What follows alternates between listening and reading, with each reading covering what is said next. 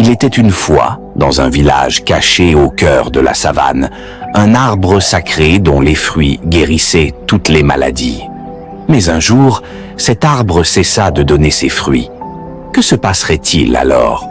Dans un petit village, une jeune fille appelée Amina grandissait en entendant les anciens parler d'un arbre sacré.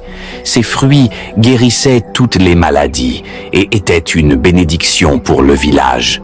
Ce arbre était un symbole de prospérité donné par les esprits ancestraux. Mais cette année-là, l'arbre ne donna aucun fruit. Les champs étaient stériles, la famine menaçait.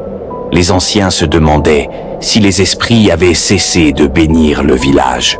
Certains croyaient que l'arbre avait perdu sa magie, d'autres que le village était sous une malédiction. La vision d'Amina.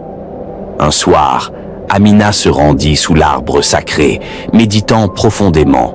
Elle pria les ancêtres de lui montrer la voie. Dans le silence de la nuit, un esprit ancien lui apparut. Amina, l'arbre sacré ne donnera de fruits que si tu choisis de restaurer l'harmonie du village. Le pouvoir n'est pas dans le fruit, mais dans les actions des hommes. Le retour au village. Amina retourna au village avec une grande décision. Plutôt que d'attendre un miracle, elle proposa aux villageois de planter de nouveaux arbres pour restaurer l'équilibre de la terre. Elle leur expliqua que la nature demandait leur coopération et leur respect. Les villageois, perplexes, se moquaient de cette idée. « Des arbres ne résoudront pas la famine », disaient certains.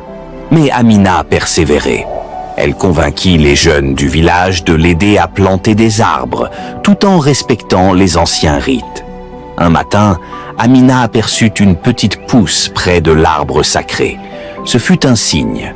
Les anciens, voyant cela, décidèrent de soutenir son initiative, et ensemble, ils commencèrent à planter d'autres arbres sacrés autour du village. Les mois passèrent, et, malgré des difficultés, le village retrouva progressivement son équilibre.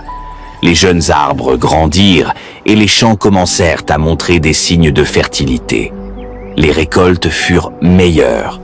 Puis, un jour, une grande tempête menaça de détruire les récoltes. Amina se rendit sous l'arbre sacré et pria les ancêtres pour leur pardon. Elle promit de toujours honorer la terre et ses forces. Curieusement, la tempête se dissipa et une pluie douce commença à tomber, nourrissant les champs. Les récoltes furent sauvées. Mais une autre épreuve se présenta. Les villageois